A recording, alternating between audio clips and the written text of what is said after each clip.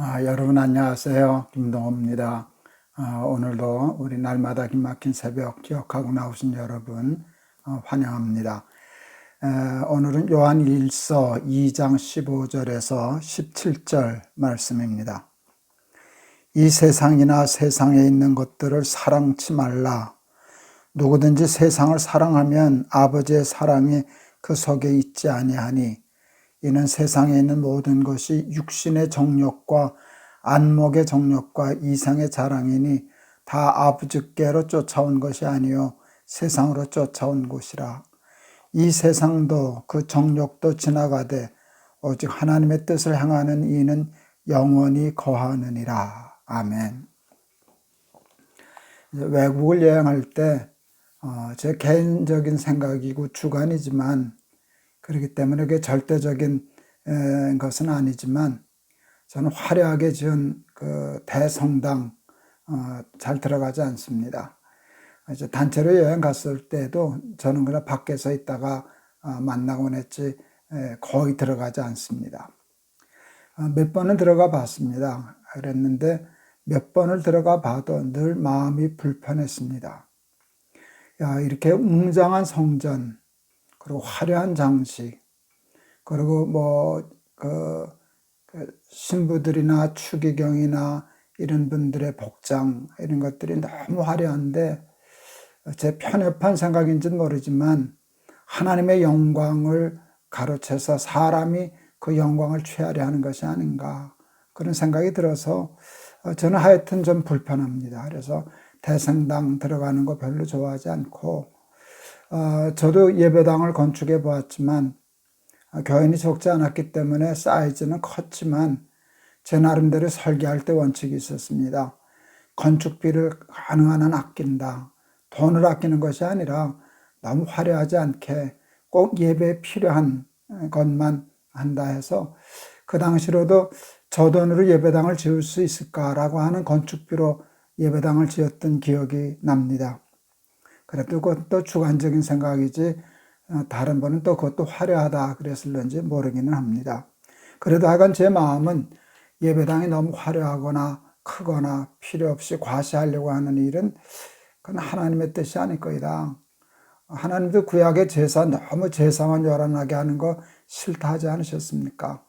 하나님이 원하시는 것은 신령과 진정으로 드리는 살아있는 예배이지 그런 허례와 허식은 아닐 거라 그렇게 생각을 했습니다. 제가 대성당 같은 것을 잘 안 들어가는 것과 같이 또 안 들어가는 곳이 한 군데 더 있습니다. 이것도 제 주관적인 편협한 생각일 수 있습니다. 그냥 김 목사는 저렇게 생각하는구나 하고 그냥 생각하시면 좋겠습니다. 저는 수도원 잘 들어가지 않습니다. 마틴 루터가 그 교황이나 이런 분들 피해서 어느 숨어서 그 성경 번역하던 데를 제가 가봤더니 마틴 루터가 너무 금욕주의적인 생활을 했더라고요.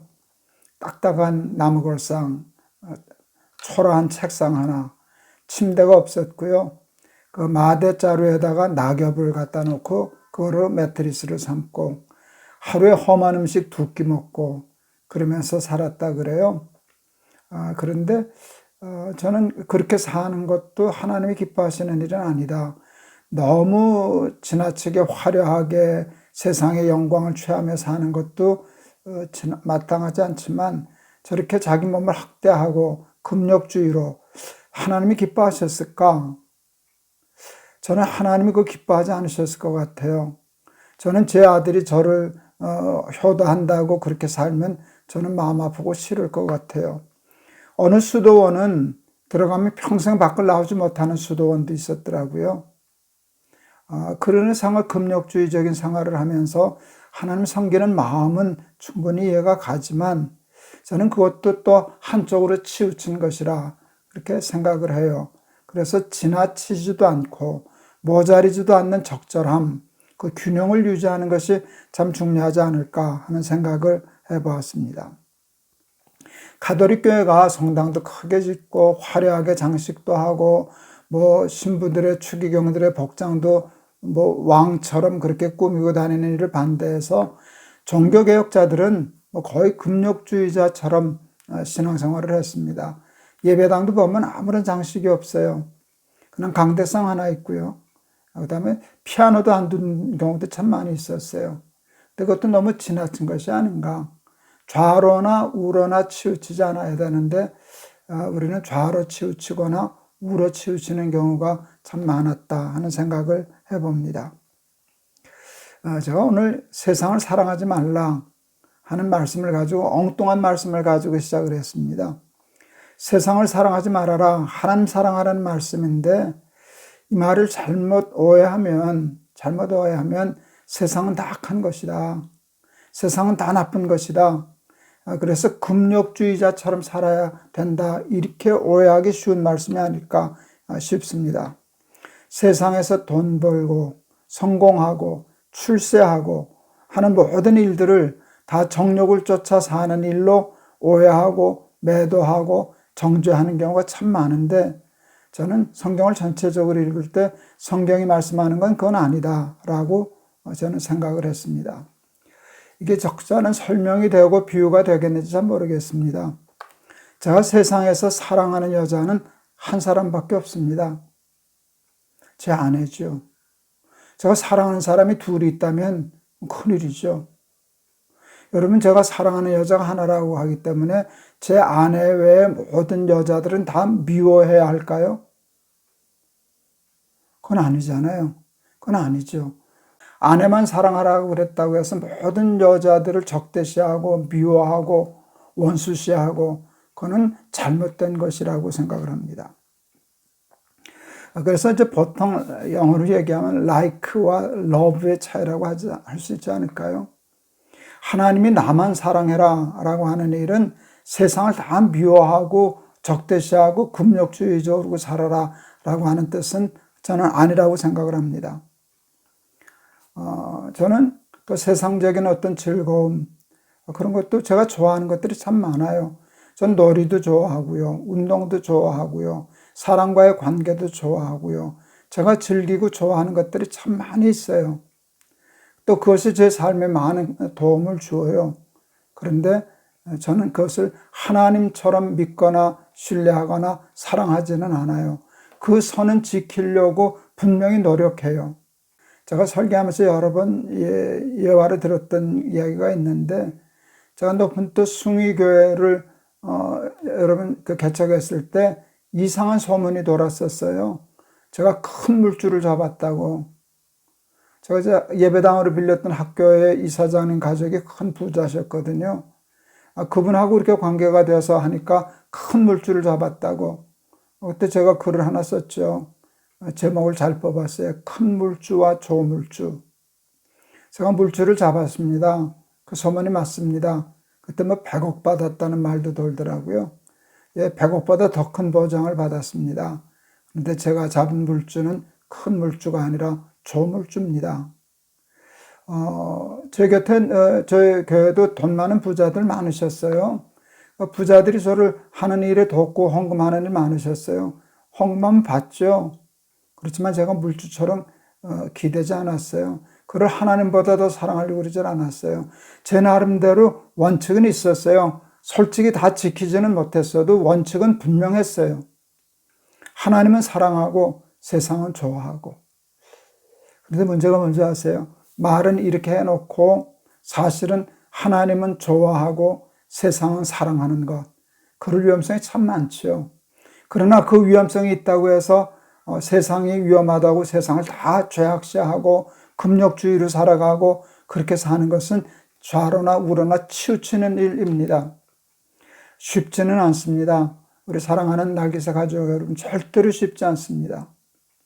세상은 좋아하고 긍정적으로 좋아해서 잘 쓰고 하나님은 사랑한다 말은 이렇게 하지만 사실은 세상은 사랑하고 하나님을 좋아하기가 너무나 쉽기 때문에 조심해야 되지만 그래도 끝까지 여러분 하나님만 사랑하고 세상은 하나님처럼 여기지 아니하고 그냥 즐길 거 즐기고 좋아할 거 좋아하고 감사할 거 감사하면서 그런 밸런스를 지킨다면 여러분 오늘 이 말씀을 오해하지 않고 잘 받아들일 수 있지 않을까 이렇게 생각을 합니다. 세상을 사랑하지 말라라고 하는 것은 세상을 죄악시하거나 무조건 정죄하거나 금욕주의로 살라는 말의 뜻은 아닙니다. 그것들을 하나님처럼 사랑하거나 하나님보다 더 사랑하는 그런 우를 범치 말라는 하나님의 말씀으로 나름대로 밸런스를 가지고 성경을 이해하면 그게 바로 하나님의 뜻에 더 가까이 접근하는 일이 아닐까 생각을 해보았습니다. 제가 한번 기도하겠습니다. 세상을 사랑하지 말라 하는 말씀은 세상은 모두 악한 것이고 죄악된 것이고 그러니까 금욕주의처럼 살아야 된다 그런 말씀은 아닙니다. 기독교는 금욕주의는 아닙니다. 세상을 좋아하고 그러다가 지나쳐서 하나님보다 더 사랑하고 하나님처럼 믿고 사랑하는 일, 그거에 대해서는 늘 경계하시지만 하나님만 사랑하고 세상은 건강하게 좋아할 줄 아는 그런 균형과 밸런스를 가질 수 있게 도와주옵소서. 그러나 하나님, 우리의 문제는 말로는 세상의 것들은 좋아하고 하나님은 사랑한다 하면서도 하나님은 좋아하고 세상을 하나님보다 더 사랑하는 것이 우리의 문제이오니 그 함정에는 빠지지 않고 그렇게 자기를 합리화하고 핑계하지 아니하고 정말 하나님만 사랑할 줄 아는 우리 사랑하는 날개새 가족들 다 되게 하옵소서.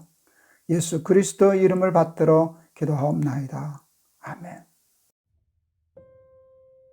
여러분, 하나님은 질투하시는 하나님이시라 그러셨어요. 하나님이 째째하게 사람처럼 질투하시나? 그런데 여러분, 질투는 사랑입니다. 사랑하지 않으면 질투하지 않습니다. 질투가 없다면 사랑하는 게 아닙니다. 여러분, 말도 안 되는 소리지만 제 아내가 저 말고 다른 남자를 사랑한다고 그럴 때도 나는 쿨한 사람이야. 뭐 그럴 수도 있지. 뭐 나만 사랑하라는 법이 있나? 그렇게 질투를 안 한다면 여러분, 쿨한 게 아니라 제가 제 아내를 사랑하지 않는 겁니다. 저는 하나님이 질투하시는 하나님이시라는 말씀이 너무나 좋습니다. 그만큼 나를 사랑하신다는 뜻이니까.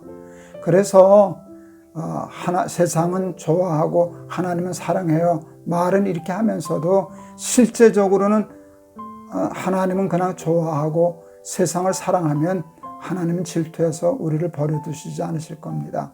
그러므로 여러분, 하나님은 사랑하고 우리가 사랑하고 결혼하고 하나가 되어야 할 분은 하나님 한 분뿐이고 세상은 그 다음이다.